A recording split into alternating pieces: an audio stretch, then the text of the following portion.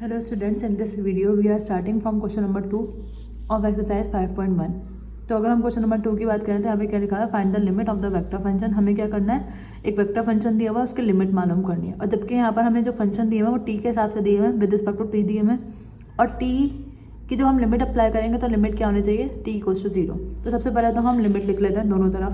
तो अगर हम दोनों तरफ लिमिट लिखें, लिमिट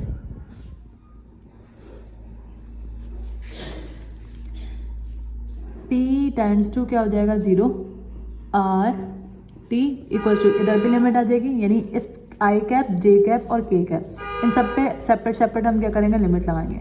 तो लिमिट टी टेंड्स टू 0, यहाँ पे क्या हो जाएगा, e की power 3t minus 1 i cap plus limit t tends to 0 की वाली वैल्यू क्या है, √3 plus t minus √3 divided by 3t और j cap plus limits t tends to 0 और इधर क्या आ जाएगा 1/9t प्लस 1 और यहाँ पे क्या आ जाएगा k कैप। अब अगर हम डायरेक्ट लिमिट अप्लाई कर देते हैं तो ये तो 0 हो जाएगा, e की पावर 0 तो हमें पता है 1 के बराबर होती है।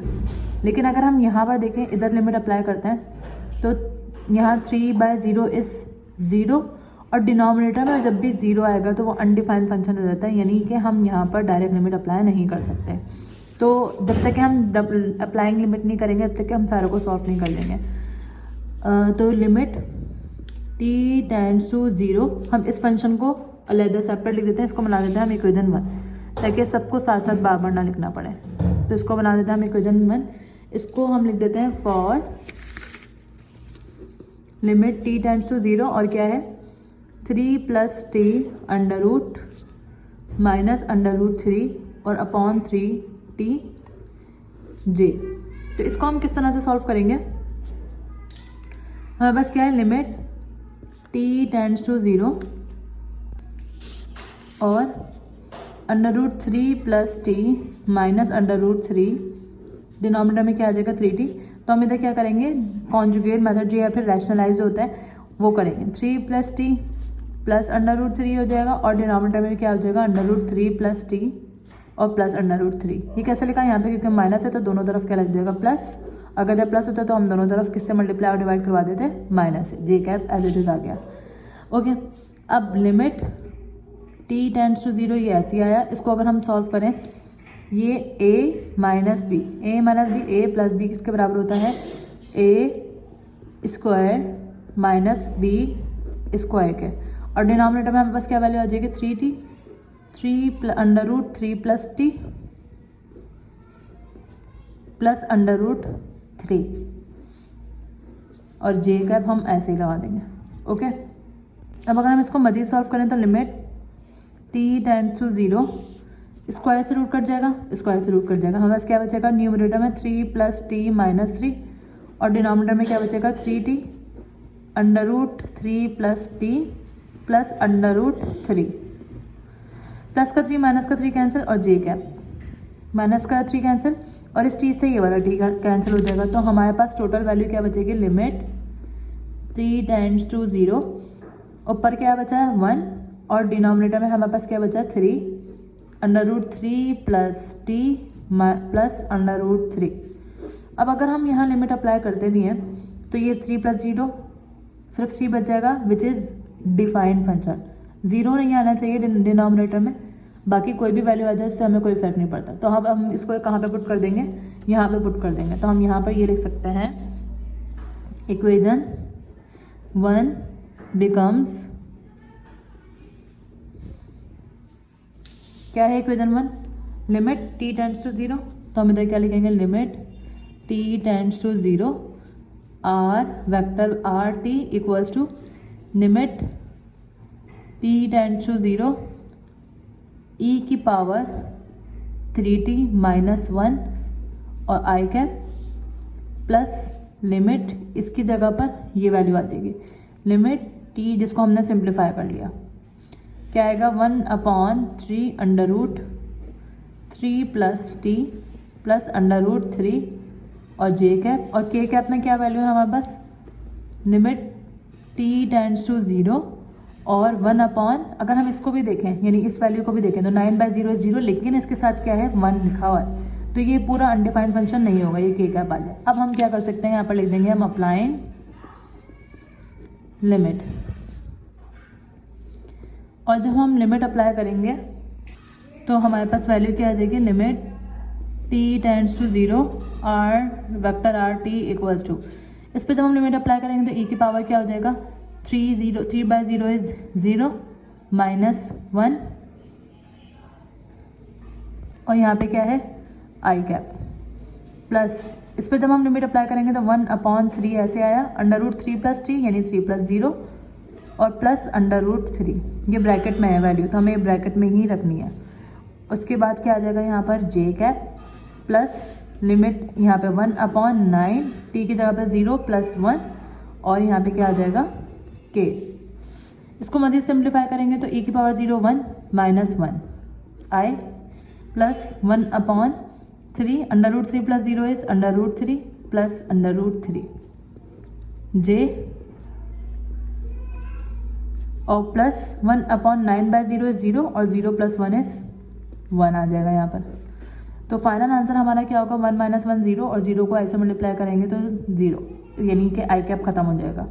इधर क्या आ जाएगा 1/3, √3 + √3 2√3, और ये चले यहाँ पर भी 0 लिख देते हैं, 0 आई, ठीक है। एक और स्टेप करना पड़ेगा, जे कैप प्लस 1/0 + 1 इज 1 के कैप। अच्छा, अगर हम फाइनल देखें तो 0 को आई से मल्टीप्लाई करवाएंगे 0, यानी कि ये खत्म।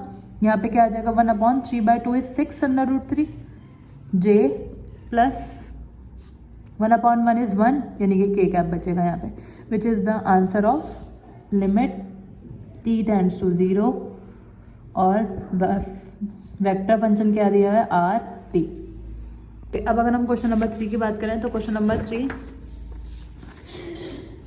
का पार्ट, क्वेश्चन नंबर 3 में क्या बोला है, if u = t² - i - 2j, t² i - 2j, v = 2ti - 5k are the vector function. ये दो वेक्टर फंक्शन हमें दिए हुए हैं, and h = 3t is a scalar function. h = 3t क्या है, स्केलर फंक्शन है।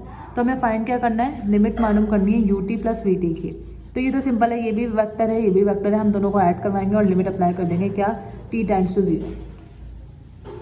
तो हम इसको किस तरह से सॉल्व करेंगे, पहले तो हम इधर लिख देंगे लिमिट t टेंड्स टू 0, क्या दिया हुआ है ut + vt, दोनों पर लिमिट सेपरेटली लगा देंगे, limit t tends to 0 ut plus limit t tends to 0 vt। Okay, अब इसके बाद हमें पता है u का फंक्शन हमें क्या दिया हुआ है, लिमिट t टेंड्स टू 0, तो ऐसे ही आया।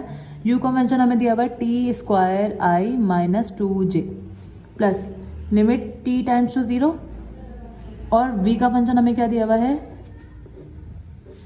2ti - 5k। अब हम लिमिट अप्लाई कर देते हैं क्योंकि ऐसा कोई मसला होगा नहीं। जब हम लिमिट अप्लाई करेंगे यहाँ पर t की जगह पे क्या आ जाएगा 0 का स्क्वायर i - 2j, क्योंकि इधर कोई t नहीं है, प्लस 2t की जगह पे 0 आएगा i - 5k, ये पूरा 0 हो जाएगा, i क्या पूरा 0 हो गया, क्या बचेगा यहाँ पे -2j बचेगा, ये पूरा 0 हो जाएगा, यहाँ पे क्या बचेगा -5k। अब हमारे पास आंसर, क्योंकि ये दोनों ऐड नहीं हो सकते, तो ये क्या हो जाएगा फर्स्ट पार्ट का आंसर। अब अगर हम सेकंड पार्ट की बात करें तो सेकंड पार्ट क्या देवा है, लिमिट t टेंड्स टू 1 ड्यू टू इंटू vt। तो हम सॉल्व करते हुए क्या लिखेंगे, लिमिट, अब हमें t की लिमिट क्या दी हुई है 1 दी हुई है, limit t tends to 1 ut into vt। तो हम इसको किस तरह से लिखेंगे, limit t tends to 1 ut पे भी लिमिट लगा देंगे इंटू लिमिट, डॉट प्रोडक्ट है यहाँ पे, t टेंड्स टू 1 vt, ठीक है। अब लिमिट t टेंड्स टू 1 ये ऐसी आया, u2 की u यानी u फंक्शन हमें क्या दिया हुआ है t² i - 2j, जबकि लिमिट t टेंड्स टू 1 ये ऐसी आया, v का फंक्शन हमें क्या दिया हुआ है 2ti - 5k। ये दोनों फंक्शन u और v के दिए हैं, तो यही हम हर पार्ट में सॉल्व करेंगे, हर पार्ट में पुट करेंगे। तो अगर हम इधर लिख देते हैं अप्लाइंग लिमिट, तो हमारे पास क्या हो जाएगा, limit t t tends to 1 t square यानी कि 1 का स्क्वायर आई माइनस 2j। इधर भी सॉरी लिमिट अप्लाई कर देना तो हम ये नहीं लिखेंगे। 2 टी की जगह पे क्या आएगा 1 आई माइनस 5k, ये दूसरा फंक्शन है। अच्छा 1 का स्क्वायर 1, हमारे पास यहाँ पे क्या बचेगा आई माइनस 2j। 2 को 1 से मल्टीप्लाई करेंगे 1, यहाँ पे क्या आ जाएगा डॉट प्रोडक्ट के साथ 2i माइनस 5k। और एज वी नो दैट कि जब भी डॉट प्रोडक्ट होता है i dot I j dot j k dot k किसके बराबर होता है 1 के बराबर होता है। लेकिन अगर i डॉट j आ जाए या j डॉट k आ जाए यानी सेम होते हैं तो उसका प्रोडक्ट डॉट प्रोडक्ट 1 आता है, लेकिन अगर डिफरेंट होते हैं तो उनका आंसर 0 आता है। तो इधर हम देखें तो सेम क्या है, सिर्फ i डॉट i है। i डॉट i यानी i को जब हम इससे मल्टीप्लाई करवाएंगे i डॉट i हो जाएगा और क्या बचेगा 2 बचेगा। इसी तरह हम i को जब 5 से इससे मल्टीप्लाई करवाएंगे तो प्लस माइनस तो माइनस आएगा पहले, फिर 5 और क्या आ रहा है i डॉट k। इसी तरह जब इसको इससे मल्टीप्लाई करवाएंगे तो माइनस 2/2 इज़ 4 और यहाँ पे क्या आ जाएगा j डॉट i। इधर माइनस माइनस प्लस 2/5 इज़ 10 और j को डॉट प्रोडक्ट लेंगे k के साथ। तो i डॉट i 1 के बराबर होता है, बाकी 1/2 इज़ 2, माइनस ये भी 0 हो जाएगा, ये भी 0 हो जाएगा और ये भी 0 हो जाएगा। 1 को 2 से मल्टीप्लाई कराएंगे तो हमारे पास क्या आंसर आ जाएगा 2, विच इज़ द आंसर। ओके, अब अगर हम नेक्स्ट पार्ट की बात करें यानी कि पार्ट 3 की बात करें तो यहाँ पे हमें क्या दिया हुआ है क्रॉस प्रोडक्ट दिया हुआ है। पहले में हमें यानी सेकंड पार्ट में हमें डॉट प्रोडक्ट दिया हुआ था, यहाँ पे क्या दिया हुआ है क्रॉस प्रोडक्ट दिया हुआ है। तो क्रॉस प्रोडक्ट में भी हमें यहाँ पर लिमिट क्या दी हुई है 1 ही दी हुई है। हम किस तरह से सॉल्व करेंगे इसको, limit t tends to 1 u t cross product v t equals to, हम क्या करेंगे दोनों के साथ limit t tends to 1 u t का फंक्शन और limit t tends to 1 v t का फंक्शन। ठीक है, अब limit t tends to 1 u का फंक्शन क्या दिया हुआ है t square i minus 2j cross limit t tends to 1 और v का फंक्शन क्या दिया हुआ है, v का फंक्शन दिया हुआ है 2ti माइनस 5k। अच्छा, अब जब हम लिमिट अप्लाई करेंगे तो हम लिख देंगे अप्लाइंग लिमिट, तो ये क्या हो जाएगा लिमिट लग जाएगी t स्क्वायर का मतलब क्या है 1 का स्क्वायर इज 1 यानी कि i बचेगा माइनस 2j क्रॉस 2ti, 2 को 1 से मल्टीप्लाई करवाएंगे 1 और यहाँ पे क्या आ जाएगा 2i माइनस 5k। अब क्रॉस प्रोडक्ट है ना, तो क्रॉस प्रोडक्ट में हमें आई जे के तीनों की फॉर्म चाहिए होती है ताकि हम उसका डिटर्मिनेंट मालूम कर सकें। डिटर्मिनेंट के थ्रू हम क्रॉस प्रोडक्ट निकालते हैं। तो अगर हम इधर देखें i माइनस 2j, इधर k फंक्शन नहीं है तो हम क्या लगाएंगे 0 के। इसी तरह क्रॉस 2 माइनस 5, इधर क्या नहीं है j नहीं है, 2i plus 0j minus 5k हो जाएगा। तो हम डिटर्मिनेंट इसका किस तरह से निकालते हैं, इधर लिखेंगे i, इधर j और इधर k, 1 माइनस 2 और 0, इसका 1, इसका कोफिशिएंट 1 है, इसका माइनस 2 है, इसका 0 है। इसी तरह यहाँ पे 2, इसका कोफिशिएंट 0 और इसका कोफिशिएंट माइनस 5। अब हम डिटर्मिनेंट ले लेते हैं, तो डिटर्मिनेंट ले लेंगे हम इसका। पहले आई आएगा, इसके साथ हम प्लस, इसके साथ माइनस और इसके साथ प्लस, तो आई आया। इस रो को इस कॉलम को छोड़ेंगे, माइनस 2 को मल्टीप्लाई करवाएंगे यानी माइनस 2 आया, 0 आएगा, 0 आएगा, माइनस 5 आएगा, माइनस से। अब इस रो को इस कॉलम को छोड़ देंगे तो 1 2 0 और माइनस 5, 1 2 0 और माइनस 5। इसी तरह क्या बचा प्लस के, इस रो को और इस कॉलम को छोड़ेंगे तो 1 2 माइनस 2 और 0, 1 2 माइनस 2 और 0। अब डिटर्मिनेंट हम कैसे लेते हैं, तो अब हम इनका डिटर्मिनेंट ले लेते हैं। डिटर्मिनेंट हम किस तरह से लेते हैं, आई ऐसे आया, इसको इससे मल्टीप्लाई, इसको पहले इससे मल्टीप्लाई कराएंगे, माइनस 2 को माइनस 5 से मल्टीप्लाई कराएंगे प्लस 10, 0 को 0 से मल्टीप्लाई कराएंगे 0 और बीच में क्या आ जाएगा माइनस, माइनस जे वो a d minus b c वाला हिसाब है। 1 को माइनस 5 से मल्टीप्लाई कराएंगे माइनस 5, माइनस बीच में आएगा, 0 को 2 से मल्टीप्लाई करवाया 0 प्लस के, 1 को 0 से मल्टीप्लाई करवाया 0, 2 को 2 से, माइनस 2 को 2 से मल्टीप्लाई कराएंगे माइनस 4 और क्योंकि बीच में एक और माइनस आता है तो माइनस माइनस क्या हो जाएगा प्लस हो जाएगा। देन ये आई ऐसी आया, 10 माइनस 0 इज 10, माइनस जे ऐसी आया, minus 5 minus 0 is minus 5, plus के ऐसी आया, 0 प्लस 4 इज 4। अब हम इसको सॉल्व कर लेते हैं, इधर को अरेंज कर लेते हैं तो इधर क्या आ जाएगा 10i minus minus plus 5j plus 4k। तो ये क्या हो जाएगा हमारा क्रॉस प्रोडक्ट का आंसर।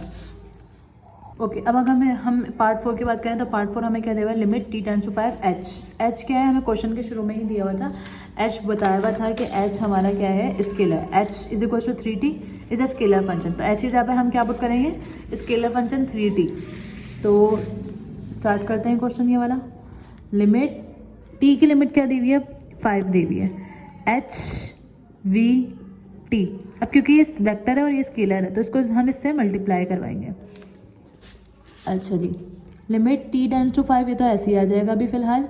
h की जगह पे क्या आ जाएगा 3t, और limit t tends to 5 vt। vt का फंक्शन हमें क्या दिया हुआ है, vt दिया हुआ है 2ti माइनस 2j। ओके, अब जब हम लिमिट अप्लाई करेंगे तो लिख देते हैं अप्लाइंग लिमिट। तो 3t यानी 3 को 5 से मल्टीप्लाई करवा देंगे, सिंपल। यहाँ पे कोई वैल्यू नहीं दी हुई, t का कोई मतलब फॉर्म नहीं दी हुई। अच्छा, अब अगर अब हम यहाँ पर लिमिट अप्लाई करेंगे तो ये क्या हो जाएगा, 2t की जगह पर 5i minus 2j equals to 3 5 से क्या हो जाएगा 15। और जब हम इसको सॉल्व करेंगे 2 5 से 10i माइनस 2j। देन इसके बाद 15 को जब हम 10 से मल्टीप्लाई करेंगे तो 150i माइनस 15 को जब हम 2 से मल्टीप्लाई करेंगे तो 15 टू द 30j। ओके, ये क्या हो जाएगा हमारा आंसर।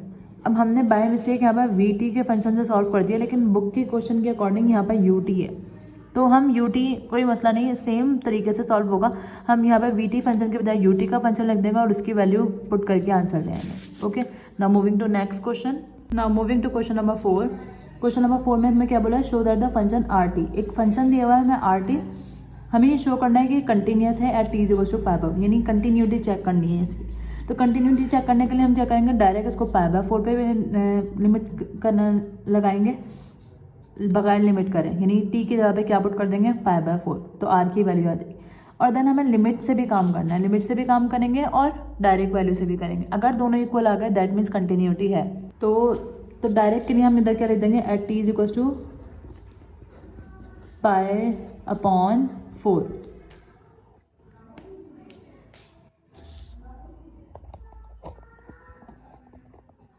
तो हमारे पास r की वैल्यू क्या दी हुई है, r पाई अपॉन 4 हो जाएगा इक्वल्स टू, यहाँ पे क्या है साइन स्क्वायर पाई अपॉन 4 क्या है t आई कैप प्लस टेन t की जगह तो हमने पाई अपॉन 4 लिख दिया ना, 10 पाई upon 4 j cap plus 1 upon pi upon 4 k cap. हम पाई अपॉन 4 को किस में कन्वर्ट करें, पाई अपॉन 4 को डिग्री में, रेडियन को डिग्री में कन्वर्ट करें। पाई से pi cancel, 4 by 1 is 4, 4 by 45 is 180 होता है। तो यानी साइन 45 निकालना है। साइन 45 की वैल्यू होती है, कैलकुलेटर से हम कैलकुलेट कर लेते हैं हम, साइन 45 ये बराबर आ रहा है 1 अपॉन अंडर रूट 2 के। अब क्योंकि इधर क्या लगा हुआ है, स्क्वायर लगा हुआ है, तो हम इधर स्क्वायर लगा देंगे, आई बन गया, प्लस 10 पाई बाय 4 बराबर होता है, यानी tan 45 हमें बताया 1 के बराबर होता है। जे कैप, इसको अगर हम सॉल्व करेंगे तो ये 4 ऊपर चले जाएगा, तो ये क्या हो जाएगा 4 अपॉन पाई के कैप। ठीक है, अब 1 का स्क्वायर तो 1 होगा, लेकिन अंडर रूट 2 का स्क्वायर क्या हो जाएगा 2i प्लस 1j यानी कि j प्लस 4 अपॉन पाई के कैप। तो ये हमारे पास किसकी वैल्यू आ गई है, r पाई अपॉन 4 पर। ठीक है, अब हमें लिमिट लगानी है, तो हम क्या लिखेंगे, at the limit pi by 4। तो हम दोनों तरफ लिमिट लगाएंगे, तो हमने क्या लिख देंगे, limit t upon 4 r t equals to limit t कहाँ पर जाएगी, sorry pi by 4, pi upon 4 sine square t i plus limit t up t tends to 4 pi upon 4 10 t j plus 1 upon limit t tends to pi upon 4 और ये क्या है 1 upon t k cap, यहाँ पे इसको 1 upon t। ठीक है, अब डायरेक्ट लिमिट अप्लाई कर देते हैं क्योंकि हम इसको सॉल्व तो कर नहीं सकते और ना ही अनडिफाइंड फंक्शन आएगा।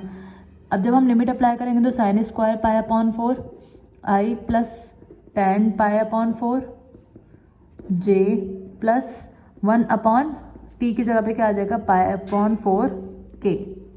अब साइन स्क्वायर की वैल्यू हमें पता है किसके बराबर होती है 1 अपॉन अंडर रूट 2 का स्क्वायर आई प्लस 1 पाई अपॉन 1 जे, क्योंकि टेन पाई बाय 4 किसके बराबर होता है 1 के बराबर होता है, प्लस ये क्या हो जाएगा 4 अपॉन पाई, ये किसके बराबर आ जाएगा 1 अपॉन 2 आई प्लस जे प्लस 4 अपॉन पाई के।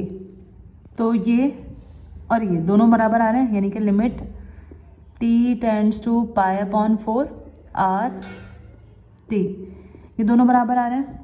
तो हम इधर क्या लिख सकते हैं, hence r t is continuous at t equals to pi upon 4। Answer. Okay, अब अगर हम क्वेश्चन नंबर 5 की बात करें तो क्वेश्चन नंबर 5 में हमें क्या है, सेम फंक्शन दिया हुआ है, मतलब एक फंक्शन दिया हुआ है और बताना है कि कंटिन्यूस है टी इंटू इन्फिनिटी पर। तो अगर हम वैल्यू और कंटिन्यूटी की बात करें तो दोनों सेम आ रही थी हमारे पास। अब हम क्या करेंगे, डायरेक्ट इधर क्या करेंगे, लिमिट वाले फॉर्मूले से चेक करके इधर वैल्यू निकाल लेंगे। तो इधर हम क्या करेंगे, क्योंकि इन्फिनिटी है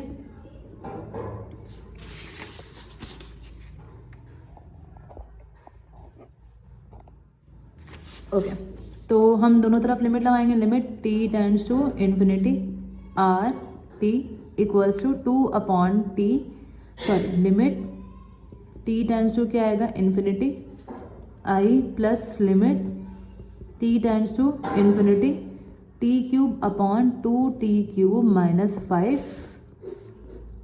जे plus limit t tends to infinity 1 upon e की पावर टी के। ओके, अब इसके बाद हमें क्या करना है, हमें एक चीज़ याद रखनी है कि जिस तरह 1 अपॉन ज़ीरो पे फंक्शन क्या हो जाता है इनफाइनाइट, यानी कि अनडिफाइंड फंक्शन हो जाता है, अनडिफाइंड फंक्शन होता था। अब हमें एक और चीज़ ये याद रखनी है, अगर हमारे पास डिनोमिनेटर में इन्फिनिटी आ जाए तो वो फंक्शन पूरा किसके बराबर हो जाएगा, 0 के बराबर हो जाएगा। यानी हमें इसको सॉल्व करने के लिए सारी वैल्यूज़ को इस तरह से सॉल्व करना होगा कि डिनोमिनेटर में टी आए, डिनोमिनेटर में टी आएगा तो हम लिमिट अप्लाई करके 2 अपॉन इन्फिनिटी क्या हो जाएगा 0 हो जाएगा। अगर हम यहाँ पर देखें तो यहाँ पे इन्फिनिटी आएगा, यहाँ पे भी इन्फिनिटी आएगा, दैट मीन्स हमें इन्फिनिटी अपॉन इन्फिनिटी नहीं चाहिए, इन्फिनिटी अपॉन इन्फिनिटी के बराबर ही होगा। लेकिन अगर हम इसको इस तरह से सॉल्व करें कि डिनोमिनेटर में इन्फिनिटी आ जाए किसी तरह, तो वो बात बन सकती है, मतलब सॉल्व हो सकता है। क्या करना होगा, इसको सॉल्व करना होगा सिर्फ, क्योंकि इधर भी इन्फिनिटी आ रही है डिनोमिनेटर में, इधर भी इन्फिनिटी आ रही है, तो हम इधर इसके लिए काम कर लेते हैं। तो हम इधर लिख देंगे, इसको बना देंगे equation 1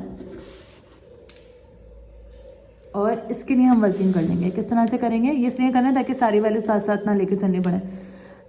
for limit t tends to infinity t cube upon 2 t cube minus 5 j. हमें सिंपली क्या करना है, हम न्यूमरेटर और डिनोमिनेटर दोनों को किससे मल्टीप्लाई करवा देंगे,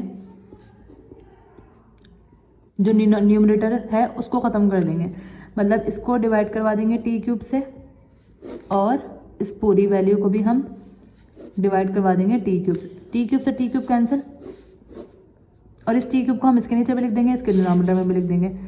तो limit t tends to infinity आया, ऊपर न्यूमरेटर में क्या बचा 1 सिर्फ, और इधर 2 t cube upon t cube minus 5 upon t cube, और ये जी आ गया। टी क्यूब से टी क्यूब कैंसिल, हमारे पास क्या बचेगा इधर limit t tends to infinity और न्यूमरेटर में 1, डिनोमिनेटर में 2 माइनस 5 अपॉन टी क्यूब, यानी कि ये क्या हो जाएगा, लिमिट अप्लाई करने पर 0 हो जाएगा। ओके जी, तो हमारे पास इक्वेशन 1 क्या बन जाएगी, इक्वेशन आ जाएगी limit t tends to infinity r t equals to, जब हम इस पर लिमिट अप्लाई करेंगे यहाँ पर लिख देते हैं, नहीं पहले वैल्यू लिख देते हैं ताकि क्लियर हो जाए। T tends to infinity 2 upon t i plus इस पूरी वैल्यू के बदले जो हमने सॉल्यूशन सॉल्व करी है वो लिख देंगे limit t tends to infinity 1 upon 2 minus 5 upon t cube और जे कैप कैप लगाते जाएंगे सर, यहाँ पर ये जे कैप ही है। Then plus limit t tends to infinity 1/e⁻t k, ये इसका फंक्शन है। ओके, अब हम क्या कर देंगे, अप्लाइंग लिमिट। जब लिमिट अप्लाई करेंगे तो हमें बस ये 2/∞i plus 1/2 minus 5/∞ j plus 1/e⁻∞ k, 2/∞ 0 i plus 1/2 minus 5/∞ 0 j plus 1/e⁻∞ का मतलब क्या है, इन्फिनिटी, और 1/∞ 0 k। दैट मीन्स हमारे पास आंसर क्या आ जाएगा, ये तो ख़त्म हो जाएगा, यहाँ पे आएगा 1/2 j, 0 को कैसे मल्टीप्लाई करवाएंगे तो ख़त्म, हमारे पास आंसर क्या आ गया, सिर्फ 1/2 j। ओके, अब अगर हम क्वेश्चन नंबर 6 की बात करें तो क्वेश्चन नंबर 6 में हमें क्या बोला है, for what value of t the following vector function are continuous. किस वैल्यू t पर हमारे पास फंक्शन जो है वो कंटिन्यूस होगा। और इसका पहला पार्ट क्या दिया हुआ है, पहला पार्ट कॉपी कर लेते हैं। इसका क्या है, r t equals to log 1 plus t i plus 1/t minus 1 j plus t square t plus 2/t square minus 4 के। ओके, तो इधर हम क्या करेंगे, अगर हम यहाँ पर नोट करें हमारे पास 3 फंक्शन दिए हुए हैं, एक ये दिया हुआ है, एक ये दिया हुआ है, तीनों एक दूसरे से डिफरेंट है। तो हम इसको क्या करेंगे, डिफरेंट सपोज कर लेंगे, यानी कि हम क्या करेंगे, सपोज कर लेंगे, सपोज या फिर let f t is equal to पहले वाले फंक्शन के बराबर, यानी NN 1 plus log 1 plus t i, ठीक है। और सेकेंड फंक्शन तो दिया हुआ है, वो क्या दिया हुआ है, 1/t माइनस है, तो इसको हम क्या सपोज कर लेंगे, g t is equal to 1/t minus 1 j. और थर्ड फंक्शन यानी कि एच टी क्या दिया हुआ है, t plus 2/t square minus 4। अब हमें ये देखना है क्या वैल्यू पुट करने से ये अनडिफाइंड पर ना जाए, तो वो लिमिट होगी हमारी, यानी कंटिन्यूटी होगी वो हमारी। तो अगर हम इधर देखें लॉग 0 1 के बराबर होता है, 0 1 के बराबर होता है। अगर हम इधर 0 भी पुट कर दें तो 1 प्लस 0 1 के बराबर होगा। लॉग 1 अनडिफाइंड फंक्शन नहीं होता, अनडिफाइंड फंक्शन मतलब इन्फिनिटी पर ना जाए। तो सबसे पहले अगर हम एफ टी की बात करें तो हम इधर लिख देते हैं पहले फॉर एफ टी। सिंपली हम वो किससे निकालेंगे, F of T is continuous, इसकी भी कंटिन्यूटी निकालेंगे, इसकी भी और इसकी भी, फिर तीनों को सम अप करके लिख देंगे, continuous at T plus 1 plus T है ना, तो 1 प्लस, क्वेश्चन में 1 प्लस टी नहीं है, टी प्लस 3 है, तो हम टी प्लस 3 के हिसाब से काम करेंगे, टी प्लस 3 तो टी प्लस 3 देखेंगे। टी प्लस 3 में हमने क्या बोला है कि अगर हम इधर देखें तो टी प्लस 3 अगर मैं इधर 0 ही पुट करती हूँ तो 0 प्लस 3 होगा, और लॉग 3 अनडिफाइंड फंक्शन, तो जितने भी नेगेटिव वैल्यूज हैं वो ग्रेटर देन क्या होंगी, 0 होंगी, यानी 0 से बड़ी जितने भी वैल्यू, क्योंकि अगर 0 से अगर हम नेगेटिव छोटी वैल्यू पर जाते हैं तो वो अनडिफाइंड फंक्शन पर आ जाएगी। तो अगर हम इधर से टी की वैल्यू निकालना है, क्योंकि हमें बेसिकली इसमें भी टी की वैल्यू निकालनी है ताकि वो लिमिट बन सके, तो प्लस का 3 उधर जाके क्या हो जाएगा, माइनस का 3 हो जाएगा, यानी टी की वैल्यू जो भी पुट करें वो -3 से बड़ी होनी चाहिए, उन सारी वैल्यूज पे कंटिन्यूटी आ जाएगी फंक्शन टी की। अब आते हैं हम जी टी पर। तो अगर हम जी टी की बात करें तो जी टी क्या दिया हुआ है हमें, हम डिनोमिनेटर को देखेंगे, तो जी टी की continuity, ji t is continuous at T minus 1। अब अगर हम इधर देखें तो 1 माइनस 1 क्या हो जाएगा, 0, तो हमें 0 के बराबर ये नहीं आना चाहिए, क्योंकि अगर इधर 0 आ गया तो वो 1/0 अनडिफाइंड फंक्शन चलेगा, तो ये 0 के बराबर नहीं आना चाहिए। तो अगर हम इधर से टी की वैल्यू निकालें तो माइनस का 1 उधर जाके क्या हो जाएगा, प्लस का 1 हो जाएगा, यानी टी की जगह पर हम यहाँ पे नॉट इक्वल है 1 पुट नहीं कर सकते, क्योंकि 1 माइनस 1 क्या हो जाएगा, 0, और 1/0 इनफाइनाइट पर चले। इसके अलावा अगर हम कोई भी नेगेटिव वैल्यू भी पुट करेंगे ना, यानी कि -1 पुट करेंगे तो -1 क्या हो जाएगा, -2 हो जाएगा। 2 पुट करेंगे तो 2 माइनस 1 1 हो जाएगा, which is not an undefined function. बस अनडिफाइंड फंक्शन पर नहीं जाना चाहिए, बाकी कोई भी वैल्यू हो सकती है। तो हमें बस इसकी कंटिन्यूस कहाँ आ गए, बस 1 पुट ना करें, बाकी कोई भी वैल्यू पुट कर दें। अब आ जाते हैं हम एच टी पर। तो इधर हम क्या लिख देंगे, फॉर एच टी। तो इधर हम क्या लिखेंगे, H T is continuous eight, कब कंटिन्यूस होगा, इसका डिनोमिनेटर अगर हम देखें, क्योंकि न्यूमरेटर में तो कोई भी वैल्यू पुट कर दें उससे कोई फर्क नहीं पड़ता, डिनोमिनेटर इनफाइनाइट पर नहीं जाना चाहिए। टी स्क्वायर माइनस 4 है, तो अगर हम इधर देखें टी स्क्वायर माइनस 4 है, 2 का स्क्वायर 4 होता है, 4 माइनस 4 0 हो जाएगा।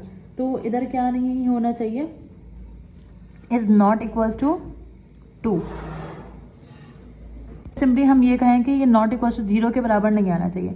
और 0 के बराबर कब नहीं आएगा, 0 के बराबर तब नहीं आएगा जब माइनस का 4 उधर जाके प्लस का 4 हो जाएगा। और t का जब हम रूट निकालेंगे, यानी स्क्वायर को ख़त्म करेंगे, हमें सिर्फ t चाहिए ना, सिंपल t की वैल्यू चाहिए।